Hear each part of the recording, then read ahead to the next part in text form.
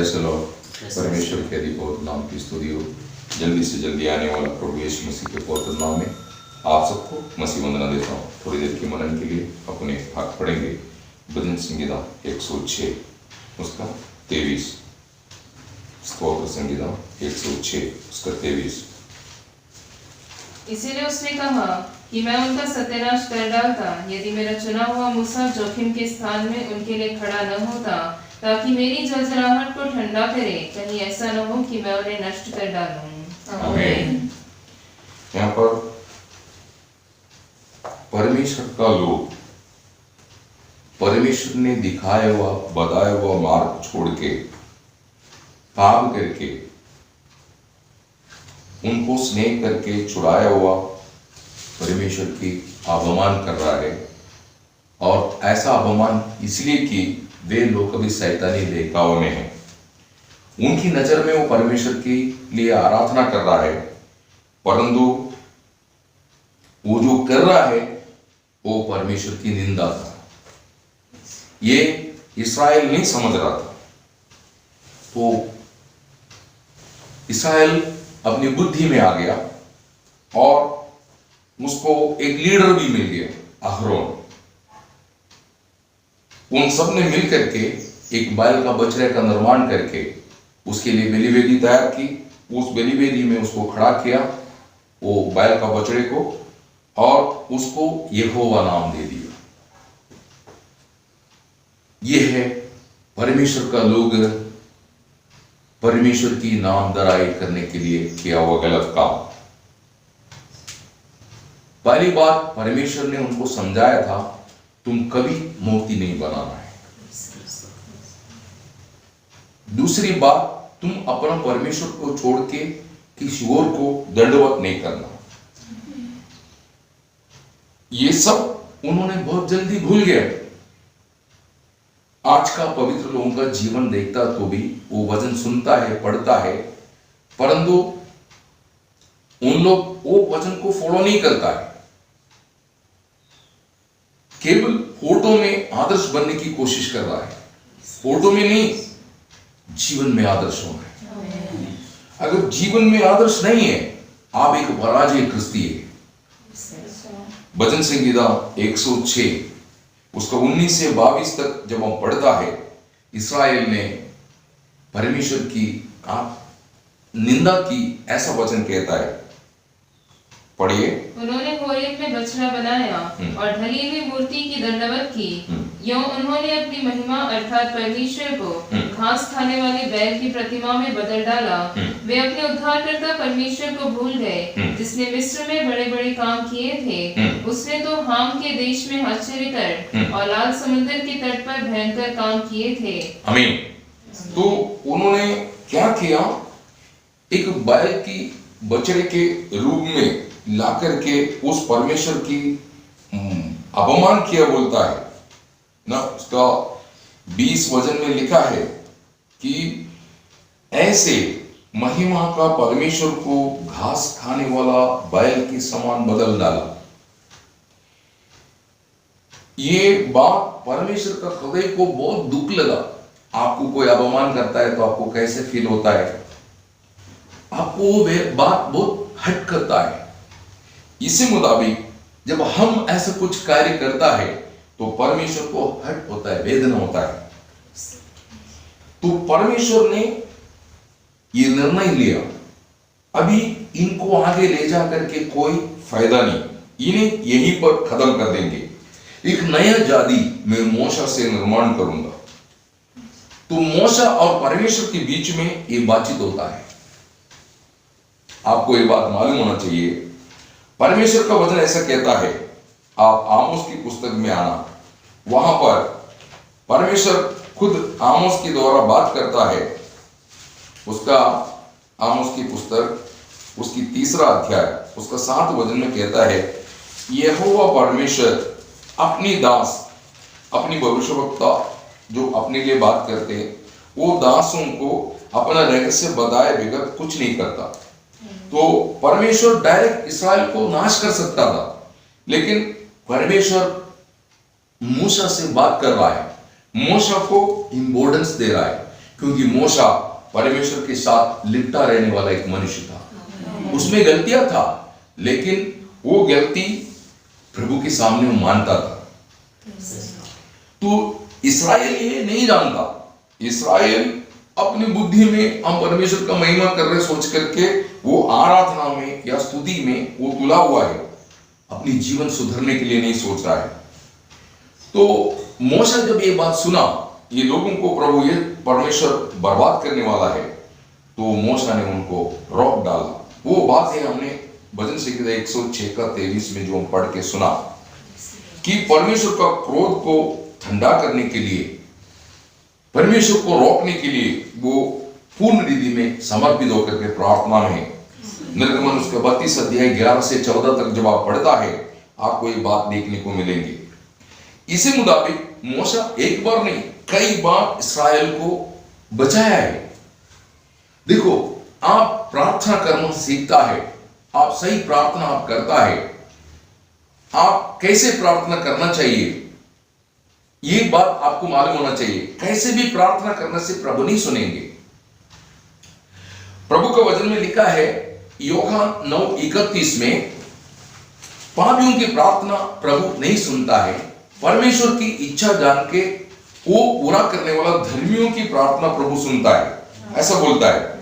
आप पढ़िए यूहन्ना 9:31, यूहन्ना की शुभवर्तमान 9 अध्याय उसका 31 वचन पढ़िए। हम जानते हैं कि परमेश्वर पापियों की नहीं सुनता, परंतु यदि कोई परमेश्वर का भक्त हो और उसकी इच्छा पर चलता हो तो वो उसकी सुनता है। आमीन।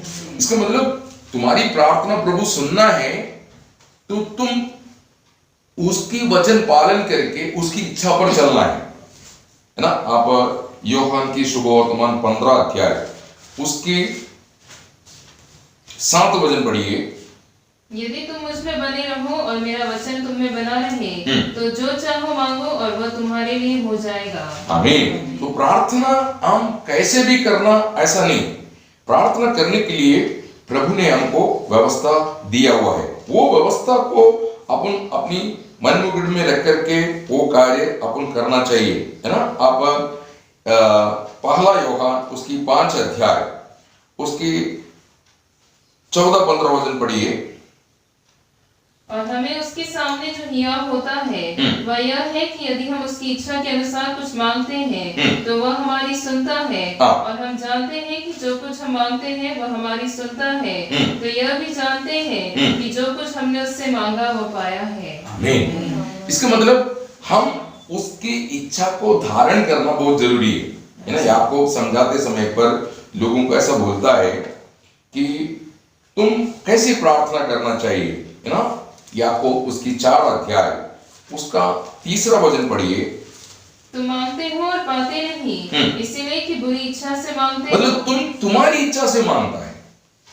तुम अपना कठपुतली मत बनाओ परमेश्वर को, तुम परमेश्वर की इच्छा जान करके वैसा उस इच्छा में सिद्ध होने के लिए योग्य रीति में तुम प्रभु को मांगो।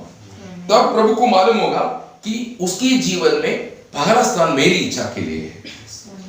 तो यीशु मसीह भी प्रार्थना करते समय पर हो सके तो ये पहला मुझसे दूर कर, परंतु मेरी इच्छा नहीं तेरी इच्छा पूरा होना चाहिए। तो ऐसा हम प्रार्थना करना चाहिए। तो मूसा का प्रार्थना प्रभु सुनता था क्योंकि वो परमेश्वर की इच्छा को धारण करके वो प्रार्थना करता है ना। आप गणना उसकी 11 अध्याय 1 से 3 जब हम पढ़ते समय पर लोग वहां पर कुरकुर करने लगा। प्रभु को बहुत गुस्सा होने वाला एक कार्य है कुरकुर। कुरकुर का मतलब आप सोचता है मेरी बात किसी को मालूम नहीं, ऐसा आपकी जो बातचीतें हैं, ये सोच है, जो विचार है या आपस में आपकी चर्चा है, ये प्रभु को पसंद नहीं है। कि ऐसा कुरकुर सुनने वाला प्रभु क्रोधित हो जाएंगे, आपके विरुद्ध में हो जाएंगे। तो उन्हें जब प्रभु बर्बाद करने के लिए निर्णय लिया, मूसा वहां पर भी प्रार्थना करके उनको बचाया।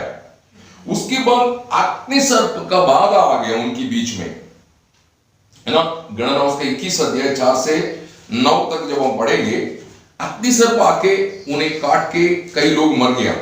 तो मूसा फिर प्रार्थना की, उसका उपाय परमेश्वर ने उनको बताया, मूसा ने वो कार्य किया, लोग बचने लगे।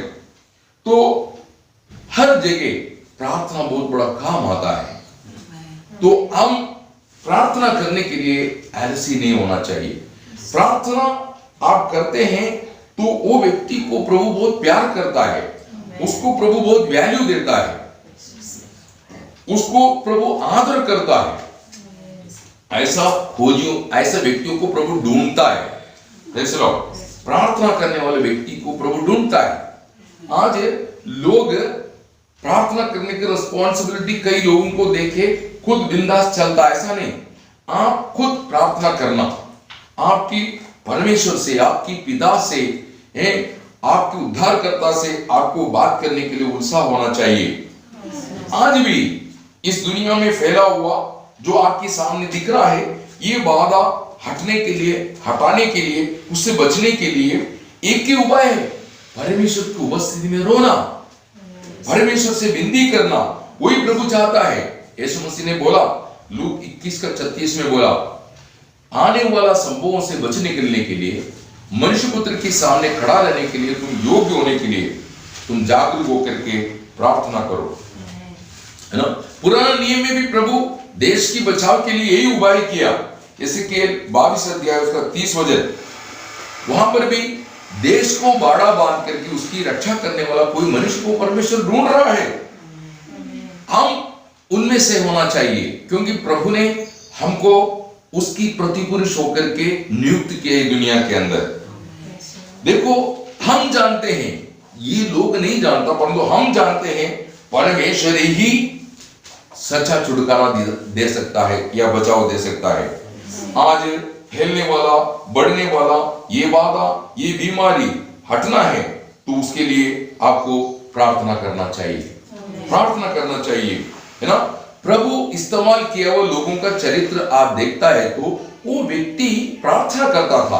प्रभु ने किसी को उन्नति दिया है, अगर बाइबल आप पढ़ते हैं समय पर, वो एक प्रार्थना पुरुष था, उसको प्रभु उन्नति देता है ना। मूसा के जैसे, शमूएल के जैसे, और परमेश्वर का भक्त लोग नए नियम में बहुत प्रार्थना में निपुण लोग थे। ये सब हमारे लिए अच्छा आदर्श है। देखो, आप ये बात समझना बहुत जरूरी है कि आज होने वाला ये कार्य, प्रभु एक शुद्धिकरण का कार्य कर रहा है। उस बात को समझ करके यदि आप प्रभु के साथ शामिल हो जाएगा, आपका भी सिद्धताई में बढ़ने के लिए मदद मिल जाएगा, आपकी शुद्धिकरण में सिद्ध होने के लिए मदद मिल जाएगा, साथ साथ आपके जरिए अनेक लोगों को बचाव मिल जाएंगे। 12 पत्रोस 4 अध्याय 17 से 19 तक ये बात बोलता है, दुनिया का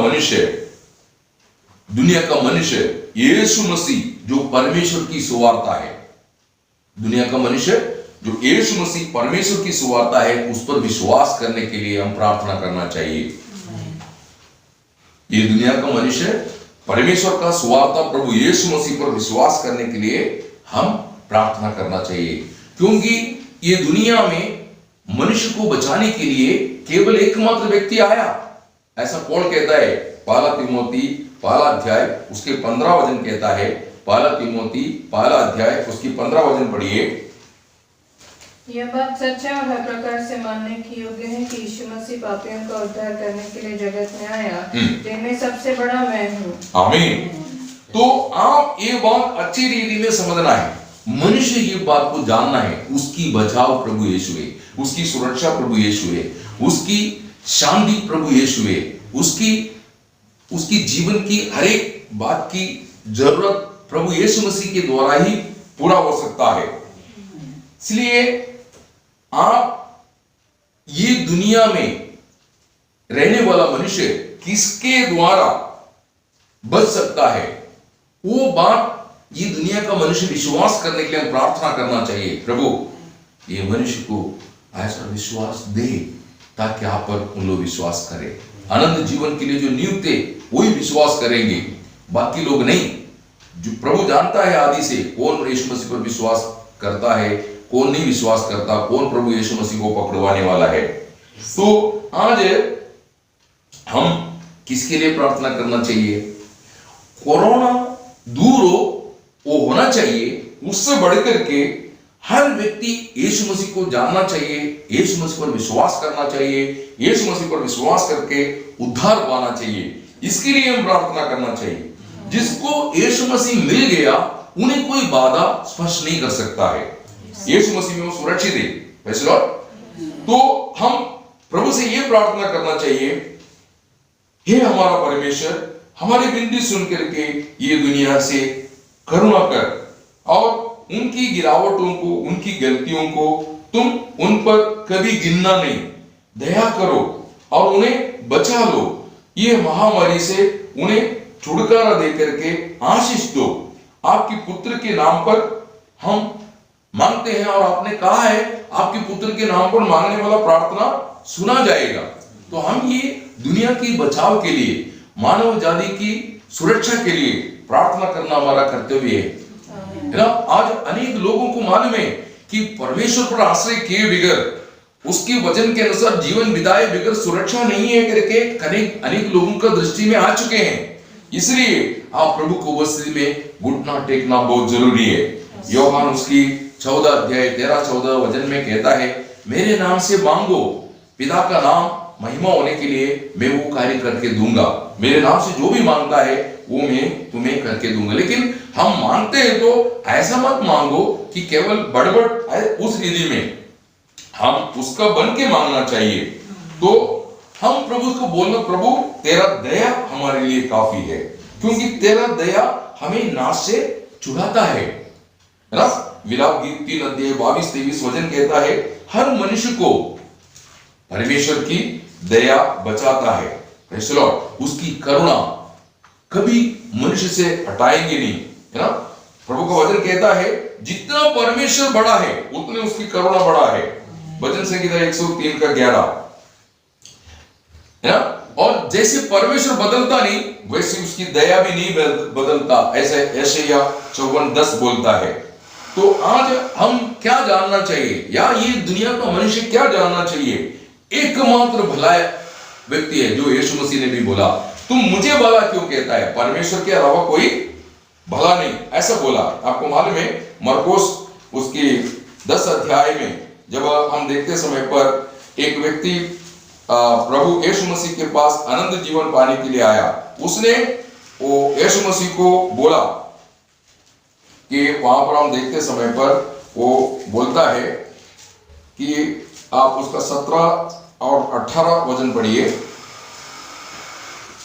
जब वह वहां से निकलकर मार्ग में जा रहा था तो एक मनुष्य उसके पास दौड़ता हुआ आया और उसके आगे झुके देखकर उससे पूछा, हे उत्तम गुरु, अनंत जीवन का अधिकारी होने के लिए मैं क्या करूं? यीशु ने उससे कहा, तू मुझे उत्तम क्यों कहता है?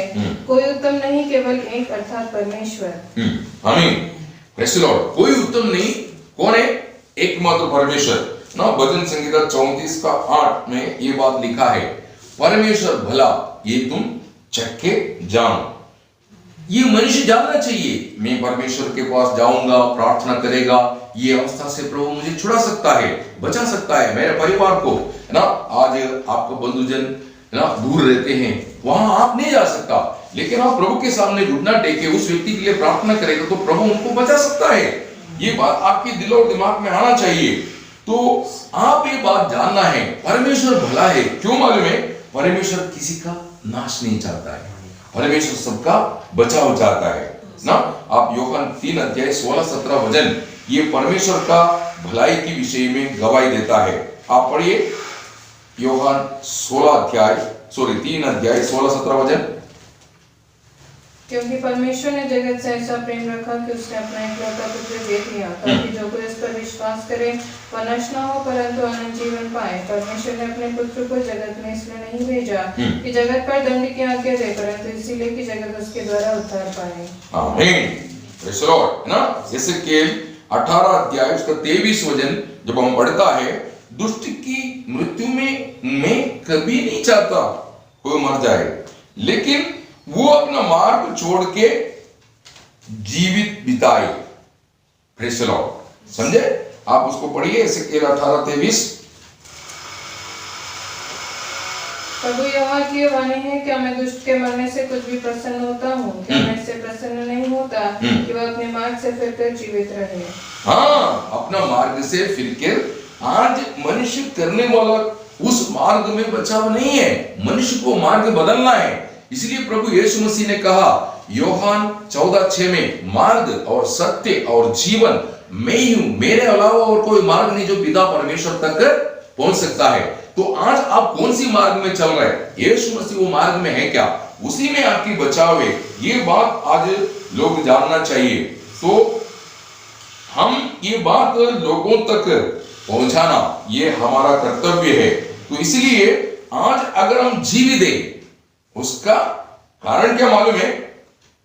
परमेश्वर ने हमको जीवित रखा, इसलिए हम जीवित हैं। उसने हमको जीवित रखा, इस कारण हम जीवित हैं। और जीवन और मरण हमारा परमेश्वर के हाथ में है। Praise Lord. वचन संहिता 31:15 में कहता है, प्रभु का दास बोलता है, मेरा दिन तेरे हाथ में, मेरे हाथ में नहीं है। कई लोग सोचता है अपना दिन अपने हाथ में, नहीं। आप जितना चाहेंगे मैं जीऊंगा ऐसा मत सोचना। आप कितना प्रिकॉशन लो, आप कितना कुछ भी करो, आपका मौत जो समय पर लिखा गया उस समय पर आपका मौत आ जाएगा। प्रेज़ लॉर्ड ना। वचन संहिता 68 उसका 20 में भी वहां पर कहता है मृत्यु कब होना, कैसे होना, किधर होना, ये सब की प्लान परमेश्वर करता है। Praise Lord. इसलिए हम मृत्यु के बारे में सोच करके टेंशन लेने की जरूरत नहीं, प्रभु के हाथ में छोड़ दो। Praise Lord. प्रभु हमको संभालता है, प्रभु जाने बगैर कुछ नहीं होगा। ये बात आपकी दिल और दिमाग में आप बहुत दृढ़ता से रखना चाहिए। तो आज आप ये जानना चाहिए, परमेश्वर ने पुत्र में अर्थात प्रभु यीशु मसीह में हमें जीवित रखा है। प्रेज़ लॉर्ड, है ना। आपको मालूम होना चाहिए, योहान 11:25-26 में कहता है, पुनरुत्थान और जीवन मैं हूं। लाजर मर गया था, तो लाजर मर गया ये बात सोच करके निराश होके उनकी परिवार दुखी है, उनको समझाते हुए बोलता पुनरुत्थान और जीवन मैं हूं। जिसको मृत्यु में डालना है वो मैं करता हूं, जिसको जिलाना है वो काम भी मैं करता हूं। Praise Lord. कहता है जो कोई भी जीवित रहकर मुझ पर विश्वास करता है वो मृत्यु कभी नहीं देखेगा, ऐसा बोलता है। और जो कोई भी मुझ पर विश्वास करता है वो मरेगा तो भी जिएगा, बोलता है। Praise Lord. तो ये बात आपको याद रखना है, आप मसीह में सुरक्षित है, पिता ने आपको मसीह में सुरक्षित किया गया है। Praise Lord.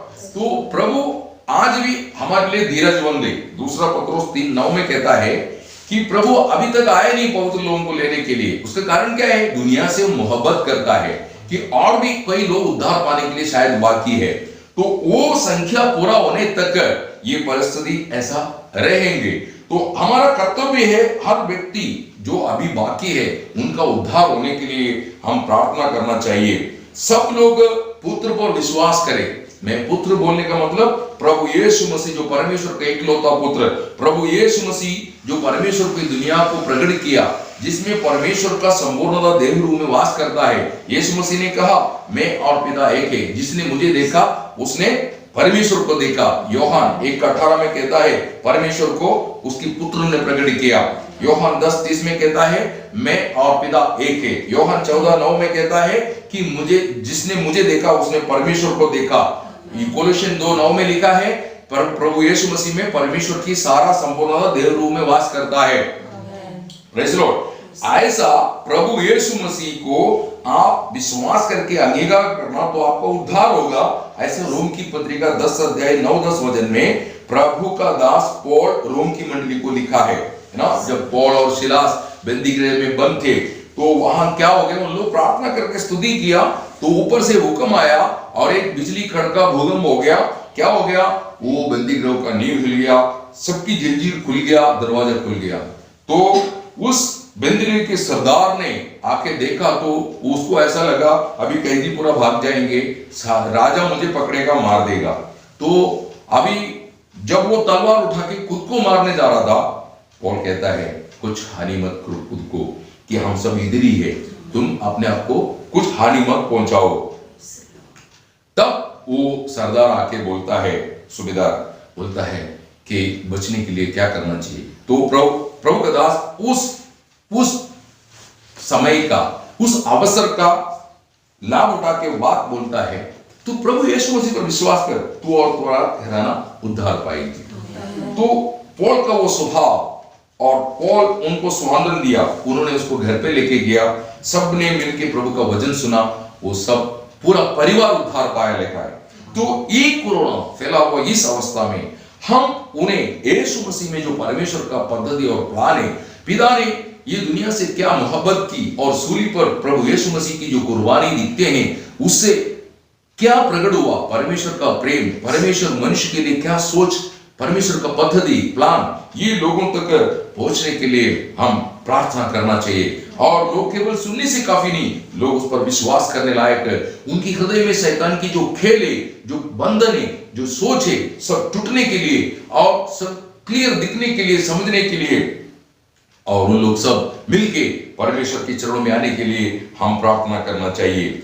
आप एक बात समझना चाहिए, आप रेवलेशन 9:4 में जब हम पढ़ता है, महाक्लेश में तक परमेश्वर लोगों पर करुणा कर रहा है।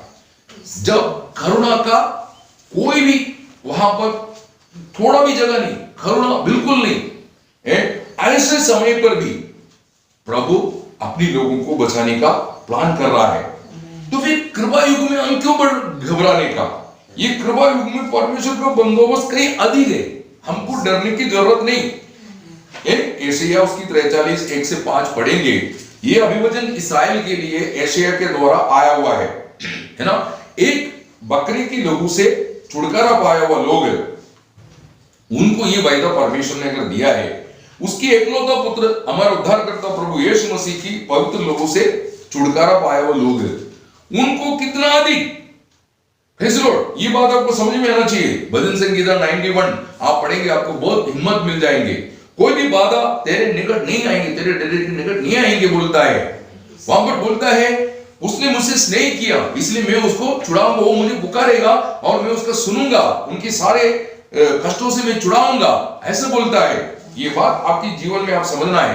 तो भजन संगीता 91 ये इस्राएल को दिया हुआ वायदा है, तो भी प्रभु यीशु मसीह में ये वायदा सब हमारे लिए भी है, क्योंकि यिर्मयाह 1:12 क्लियर है, तुमको ठीक दिखाई दे रहा है, मैं मेरा वचन पूरा करने के लिए सदैव जागरूक है बोलता है। वही वचन हम 2 कोरिन्थियों 1:20 से पढ़ेंगे, वहां पर दिखाई देता है कि यीशु मसीह में पिता का जो भी प्रॉमिस है वो सब है। तो पुराना नियम में इस्राएल को चलाने वाला वही प्रभु यीशु है करके 2 कोरिन्थियों 10 उसकी 1 से 4 तक पढ़ेंगे, वहां पर आपको समझ में आएगा। उन्होंने मूसा के साथ होलेने के लिए बैप्टिज्म लिया और उन्होंने उनके साथ चलने वाला उसी चट्टान से उन लोग खाते पीते थे, वो चट्टान प्रभु यीशु था, ऐसा पौल कहता है।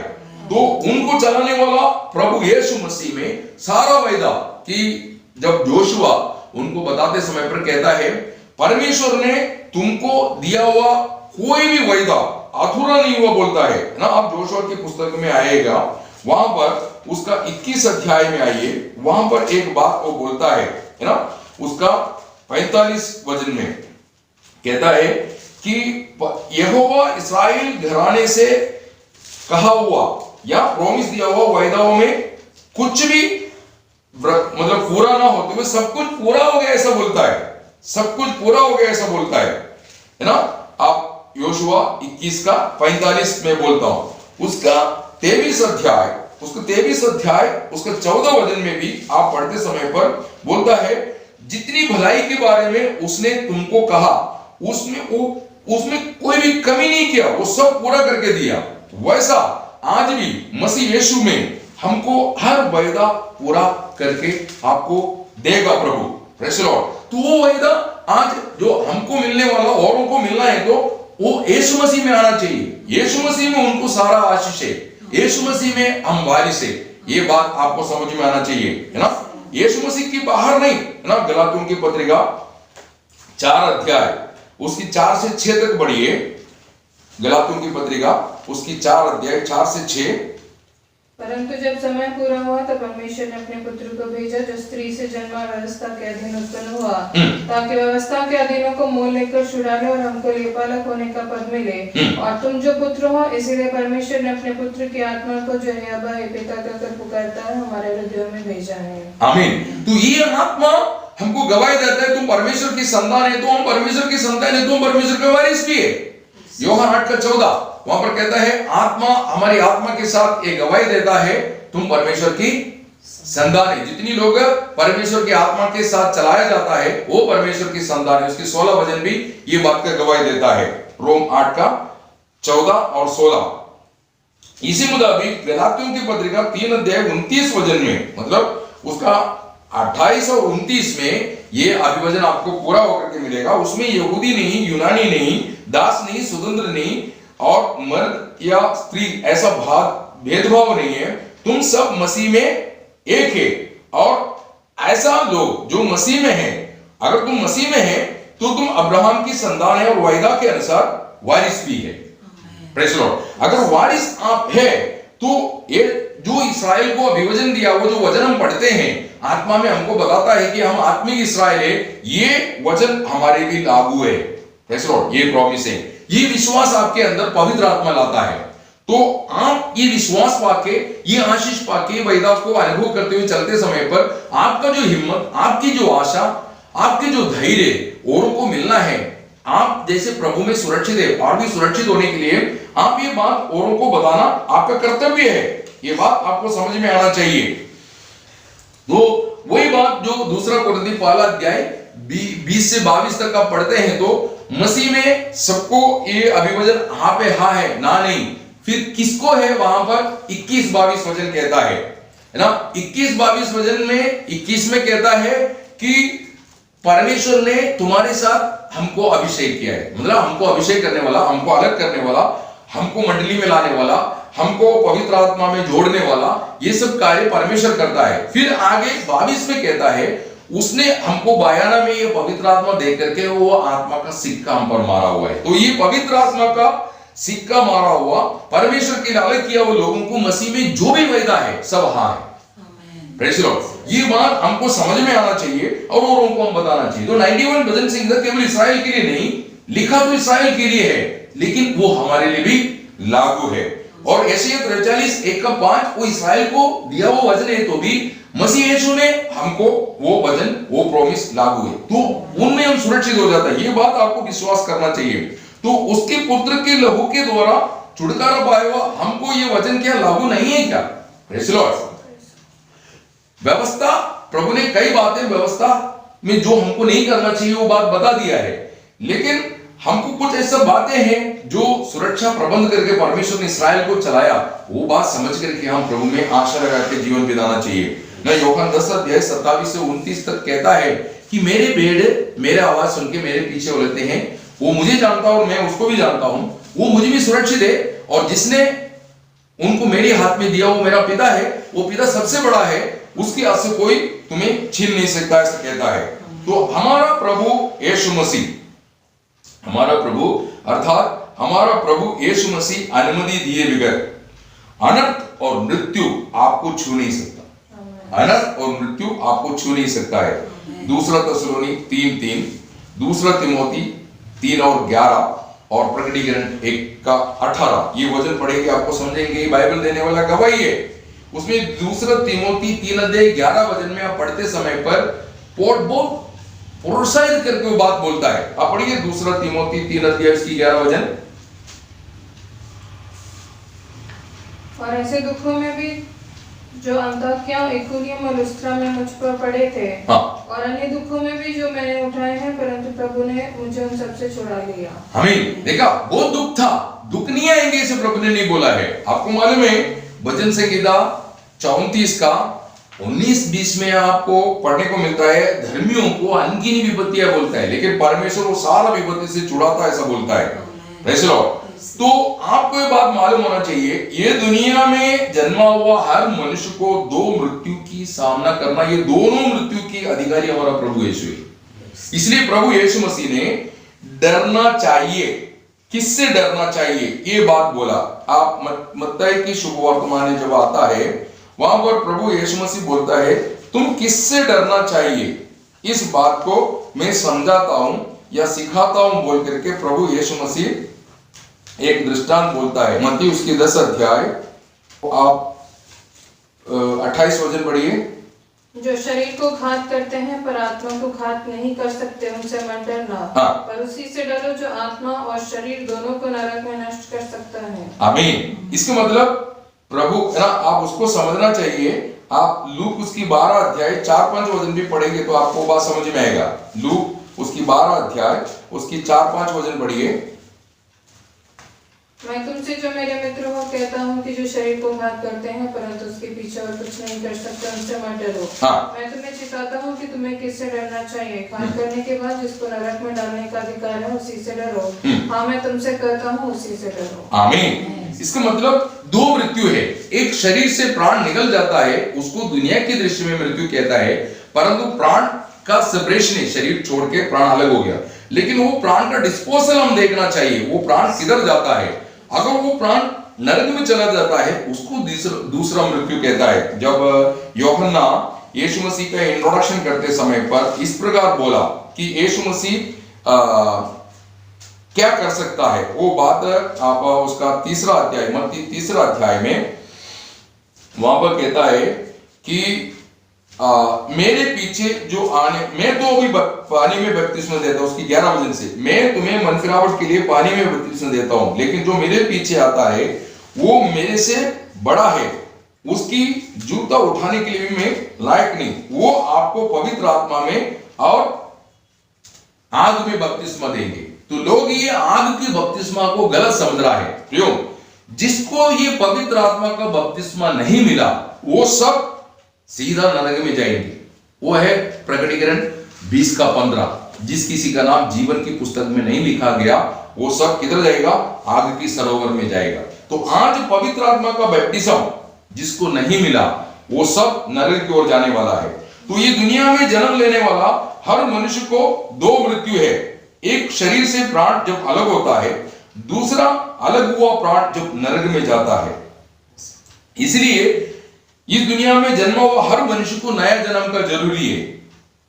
Praise the Lord. जो 2 बार जन्म लेते हैं, मतलब एक मां के पेट से जब जन्म लेता है तब एक जन्म हो गया, फिर प्रभु यीशु मसीह की वचन सुन करके वचन के द्वारा उसको नया जन्म, जो पहला पत्रोस 1 अध्याय 23 वचन या याकूब 1:18 के मुताबिक जो नया जन्म होता है उनको केवल एक ही मृत्यु रहेगा। वो मृत्यु नहीं, वो एक विश्राम है जो शरीर से प्राण निकल जाता है। लेकिन अगर यीशु मसीह पर विश्वास करके ये पवित्र आत्मा का बैप्टिज्म जो नहीं लेते हैं वो व्यक्ति दूसरा मृत्यु का भी सामना करना पड़ेगा, है ना। प्रकटीकरण 21:8 में लिखा है दूसरा मृत्यु कौन है, को क्या है? वो नरक में जाएगा, उसको दूसरा मृत्यु कहते हैं, ऐसा बोलता है। तो आज आप ये बात जानना है, आज 2 प्रकार का मृत्यु है। एक मृत्यु यीशु मसीह में है, वो मृत्यु धन्य बोलता है प्रकटीकरण 14:13। जो मसीह में, जो आप मसीह में मरते वो धन्य, क्योंकि वो अपनी परिश्रम से विश्राम में जा रहा है। फिलिपियन 1:21 में लिखा है अब जो मसीह में मरते हैं वो भाग्यशाली बोलता है। जीना मसीह, मरना लाभ। मसीह में जो मरते हैं वो लाभ है बोलता है। परंतु आप यीशु मसीह पर विश्वास ना करते हुए मरता है, नाश हो जाएगा, ऐसा यूहन्ना 8:24 कहता है। और उनको न्याय पक्का है, वो न्याय से कोई बचा नहीं सकता है ना। आप यूहन्ना उसकी 3 अध्याय 16 से 19 तक आप ये वचन पढ़ेंगे, आपको समझ में आएगा न्याय का अर्थ क्या है। लोग दुनिया में, जगत में ज्योति आया, लोग ज्योति से बढ़कर के अंधकार से प्रेम करने के कारण लोग ज्योति को ग्रहण नहीं कर रहे, अर्थात दुनिया का प्रकाश प्रभु यीशु मसीह को ग्रहण नहीं कर रहे। यही न्याय का कारण है। तो ये बात आपको जानना बहुत जरूरी है कि आज आप ये वचन सुनते समय पर आप मसीह में सुरक्षित होना, ये परमेश्वर चाहता है। Praise the Lord. और मसीह की आराधना करना। कई लोग आजकल कोरोना का आराधना कर रहा है। कोरोना का आराधना करके कुछ फायदा नहीं। आप परमेश्वर ने भेजा हुआ परमेश्वर का पुत्र प्रभु यीशु, जो स्वयं अनंत जीवन और सच्चा परमेश्वर है, प्रभु यीशु मसीह की आराधना करना, यीशु मसीह के द्वारा पिता का महिमा होना, ऐसा पिता चाहता है। फिलिपियन 2 अध्याय 9 से 11। आज मनुष्य किसकी आराधना करना चाहिए? प्रभु यीशु मसीह की आराधना करना चाहिए। वचन थोड़ा पढ़ेंगे, फिलिपियन 2 अध्याय 9 से 11। फिलिपियन 2 अध्याय 9 से 11। इस कारण परमेश्वर ने उसको अति महान भी किया और उसको वह नाम दिया जो सब नामों में श्रेष्ठ है, कि जो स्वर्ग में और पृथ्वी पर और पृथ्वी के नीचे है वे सब यीशु के नाम पर घुटना टेके और परमेश्वर पिता की महिमा के लिए हर एक जीव अंगीकार कर ले कि यीशु मसीह ही प्रभु है। आमीन। Praise the Lord. तो सब फोटो में किसका नाम आना? प्रभु यीशु का नाम आना, चाहे वो स्वर्ग में हो चाहे वो पृथ्वी में हो। Praise the Lord. इसलिए आपको ये परिस्थिति को देख के डरने की जरूरत नहीं, क्योंकि आपको बचाने के लिए, आपको सुरक्षित रखने के लिए, आपको छुड़ाने के लिए आपका उद्धारकर्ता, आपका रक्षक, आपको पालन करने वाला, आपका चरवा, जो परमेश्वर की ओर के नियुक्त होकर दुनिया में आया हुआ है, जो आपका राजा है, जो आपका जीवन का बचाने वाला है, वो प्रभु यीशु, वो प्रभु यीशु आपका पापों का प्रायश्चित कर दिया है। Praise the Lord. ये केवल हम विश्वास करके आप उसके लिए अपनी जीवन समर्पण करेगा तो आपको उद्धार हो जाएगा।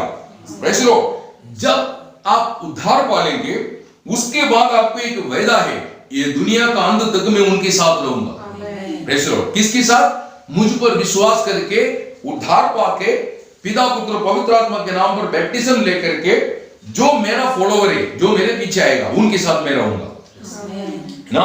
ये बात आपको दिया हुआ अभिवचन है जो मत्ती 28 अध्याय 18 से 20 तक बहुत बड़ा प्रॉमिस है ना। आप पढ़िए उसको। मत्ती पास आकर कहा, स्वर्ग और पृथ्वी का सारा अधिकार मुझे दिया गया है, इसीलिए तुम जाओ, सब जातियों के लोगों को चेला बनाओ और उन्हें पिता और पुत्र और पवित्र आत्मा के नाम से बपतिस्मा दो और उन्हें सब बातें जो मैंने तुम्हें आज्ञा दी है मानना सिखाओ, और देखो मैं जगत के अंत तक सदा तुम्हारे संग हूँ। आमीन। मतलब जो भी प्रभु यीशु मसीह पर विश्वास करके उद्धार पाके बैप्टिज्म लेकर के यीशु मसीह के शरीर के एक अंग बन जाता है, अर्थात मंडली में उसकी मस्तक का अधीन होकर के उसके शरीर के एक अंग बन जाता है, उसके साथ प्रभु यीशु मसीह रहता है। ये पहला प्रॉमिस। दूसरा प्रॉमिस बोलता है मैं तुम्हारे लिए सोचता हूं और मनुष्य की सोच पूरा नहीं होंगे, परमेश्वर का सोच पूरा होगा, है ना। पहला पत्रोस 5:7 में कहता है वो तुम्हारी चिंता करता है, इसलिए तुम सारी चिंता उस पर डालो, बोलता है। आपके लिए कोई भी कितना भी चिंता करो वो असफल हो जाएंगे, लेकिन प्रभु जो आपके लिए सोचता है वो पूरा होने वाला है। Praise the Lord. इतना ही नहीं, प्रभु यीशु मसीह आपके लिए मध्यस्थी करता है ना। ये तीसरा प्रॉमिस है। मतलब प्रभु यीशु मसीह पर विश्वास करके उद्धार पाए हुए लोगों के लिए प्रभु संगति देता है, उनके साथ चलता है। दूसरा, उसके लिए सब कुछ प्रभु करता है। तीसरा, उसके लिए मध्यस्थी करता। बोले तो अगर आपसे कुछ गलती हो गया, गलती नहीं करना, गलती हो गया तो भी आप नष्ट नहीं होने वाला है, आपको आपके लिए यीशु मसीह मध्यस्थी करता है ना। पहला यूहन्ना पहला अध्याय 9 वचन और पहला यूहन्ना दूसरा अध्याय 1-2 वचन, वहां पर बोलता है आप अपना पापों को मान करके कबूल करेगा तो प्रभु आपको क्षमा करके आपको धर्मी बनाने के लिए विश्वास योग्य बोलता है। और पहला यूहन्ना 2:1 में लिखा है कि बच्चों आप पाप ना करने के लिए मैं लिख रहा हूं, यदि आपसे पाप हो गया तो डरो मत, प्रभु यीशु मसीह हम सबका प्रायश्चित है। केवल इतना ही नहीं, सारा दुनिया के लिए वो प्रायश्चित है, वो परमेश्वर की उपस्थिति में हमारा वकील है, बोलता है। Praise the Lord. तो यीशु मसीह की मध्यस्थी हमको सुरक्षित करने के लिए, हमसे गलती हो गया तो प्रभु मध्यस्थी करके उसमें से हमको बचा सकता है, ये प्रॉमिस है। चौथा, आपको पूर्ण करके पिता की उपस्थिति में खड़ा करेगा। ये दुनिया से पिता परमेश्वर तक पूर्ण होकर के एक मनुष्य सिद्ध होकर के पहुंचना है तो यीशु मसीह के अलावा कोई नहीं कर सकता है। प्रेज़ द लॉर्ड, है ना। पहला थिस्सलुनीकि 5:23 से 24 क्लियर बोलता है। तो ये प्रॉमिस मतलब मैं सर्वदा तुम्हारे साथ हूं, रोज तुम्हारे साथ हूं। किसके साथ? जो यीशु मसीह पर विश्वास करके पवित्र आत्मा का बपतिस्म लेके पानी में डूब के बपतिस्मा लेके प्रभु यीशु मसीह की गवाह बन के, प्रभु यीशु मसीह के शरीर में एक अंग बन के, प्रभु यीशु मसीह की मस्तक का अधीन होकर के प्रभु यीशु मसीह के बाढ़ जो के जीवन बिताने वाला लोगों जो यीशु मसीह की संगति में रहता है, उसके साथ कौन है? सर्वदा रोज प्रभु यीशु है। दूसरा क्या बोला कि तुम तुम्हारे लिए सोच करके कुछ नहीं कर सकता है, ना तो अपना लंबाई से 1 इंच बढ़ा सकता है, 1 इंच घटा सकता है, एक दिन को छोटा नहीं कर सकता, बड़ा नहीं कर सकता, लेकिन मैं जो सोचता हूं तुम्हारे लिए वो पूरा होगा, इसलिए कल की चिंता मत करो, बोलता है। प्रेज़ द लॉर्ड, है ना। मैं तुम्हारे लिए करता हूं ना चिंता, तुम क्यों चिंता करके अपने जीवन को परेशान कर रहा है? प्रेज़ द लॉर्ड, आप ऐसा मत रहना चाहिए। तीसरी प्रॉमिस है कि मैं तुम्हारे लिए मध्यस्थी करूंगा। Praise the Lord. तो आपके लिए मध्यस्थी करने वाले एक प्रभु है, तो आप प्रभु से प्रार्थना करना चाहिए, मेरे लिए मध्यस्थी कर, मेरी ये गलती मैं मानता हूं, मेरी ये गिरावट मानता हूं, मेरी ये जरूरत तेरे सामने रखता हूं। प्रेज़ द लॉर्ड, है ना। आपकी हर जरूरत उसको बताओ। फिलिपियन 4:6-7 वचन बोलता है तुम्हारा जो भी जरूरत है प्रभु यीशु को बताओ, ऐसा बोलता है। मसीह में तुम्हें तसल्ली मिल जाएगा, प्रॉमिस मिल जाएगी। और चौथा है कि आपको कैसे भी क्यों ना हो, वो आपको आपका शरीर और प्राण और आत्मा को धो के शुद्ध करके सिद्ध करके पिता का उपस्थिति में वो खड़ा करेगा, क्योंकि तुम्हारा बुलाने वाला सच्चा है। तो ये एक बात आपके जीवन में याद रखना, मूसा का प्रार्थना सुन करके यदि इस्राएल के लिए जो भी निर्णय जो लेते हैं, अगर परमेश्वर वो निर्णय बदल दिया, तो प्रभु यीशु मसीह की प्रार्थना सुन करके हमारे लिए, हमारा गलती, दुनिया के लिए, दुनिया की कमी, प्रभु बदलता नहीं है क्या? बदलता है। Praise the Lord. तो हमको ये भरोसा होना चाहिए, जैसे इस्राएल को मूसा पर भरोसा था, इसलिए मूसा को बोलता था तो हमारे लिए प्रार्थना कर, वैसा हम प्रभु यीशु को बोलना चाहिए। प्रभु यीशु हमारी प्रार्थना सुन के पिता से विनती कर, हम पिता से प्रभु यीशु मसीह में विनती करना, ये हमारा कर्तव्य है। तो हमारा मध्यस्थी प्रभु यीशु है। यीशु मसीह के पवित्र नाम में आप मांगेगा, आपकी प्रार्थना कभी अनसुनी नहीं होगा। Praise the Lord. यीशु मसीह ऐसे एक मध्यस्थी हमारे लिए है। उसकी नाम से प्रार्थना करो, उसकी नाम में आश्रय करो, उसकी नाम में समर्पण करो और उसकी नाम में भरोसा करके आगे बढ़ो। आपके आने वाला हर प्रतिकूल, हर कष्ट, हर दुख दूर करके प्रभु आपको आगे ले जाने के लिए प्रभु आपके साथ है। पौल बोला ना, सारा दुख से मेरा प्रभु ने मुझे छुड़ाया, तो आपको नहीं छुड़ाएंगे क्या? Praise the Lord. ये भरोसा आपका दिल और दिमाग में होना चाहिए। तो प्रभु इन वचनों से आप सबको आशीष दे। यहाँ पर मैं रुकना चाहता हूँ। प्रभु आपको भरपूर आशीष दे। आमीन।